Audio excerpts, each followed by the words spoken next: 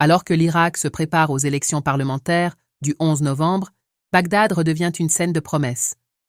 Les affiches de campagne recouvrent les rues, les candidats s'engageant à offrir de meilleurs services, des quartiers plus propres et plus d'emplois.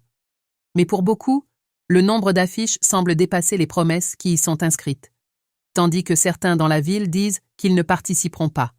Eh bien, nous boycottons cette élection. Depuis 4 ans, nous n'avons vu que des retards de salaire. Aucun changement, aucun progrès. La participation ici à Bagdad pourrait définir l'ensemble de l'élection.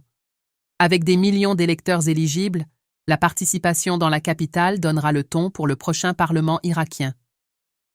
Mais après des années de promesses non tenues, de nombreux Irakiens disent avoir perdu foi en la politique, ce qui représente un défi majeur pour les candidats afin de les ramener aux urnes. La confiance du public est au plus bas, surtout parmi les jeunes électeurs qui étaient autrefois la force motrice des mouvements de protestation appelant à des réformes. Nous entendons ces promesses depuis plusieurs cycles électoraux. Et franchement, j'espère que les nouveaux candidats ne serviront pas seulement un certain groupe, leurs proches, amis ou partisans, mais qu'ils feront au contraire ce qui est juste et visible pour tous. Dans les quartiers de Bagdad, ces luttes quotidiennes dominent les conversations.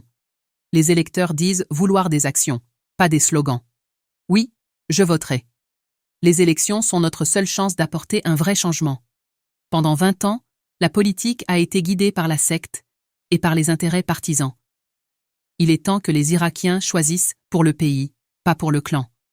Boycotter ne fait que maintenir les mêmes visages au pouvoir. Après la dernière élection, la division politique a paralysé le Parlement.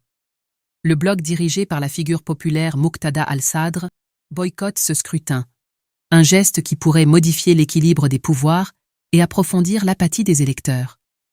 Les analystes ont averti qu'une faible participation pourrait affaiblir la légitimité du prochain gouvernement et aggraver l'impasse politique en Irak.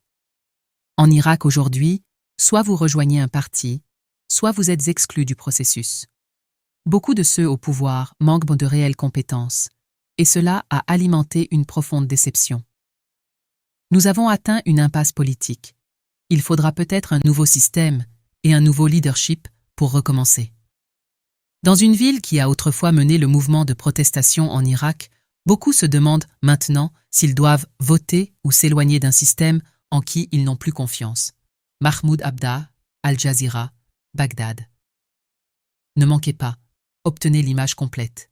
Abonnez-vous à Pulse Mondial pour des nouvelles fiables, des analyses d'experts. Aimez, partagez, restez en avance.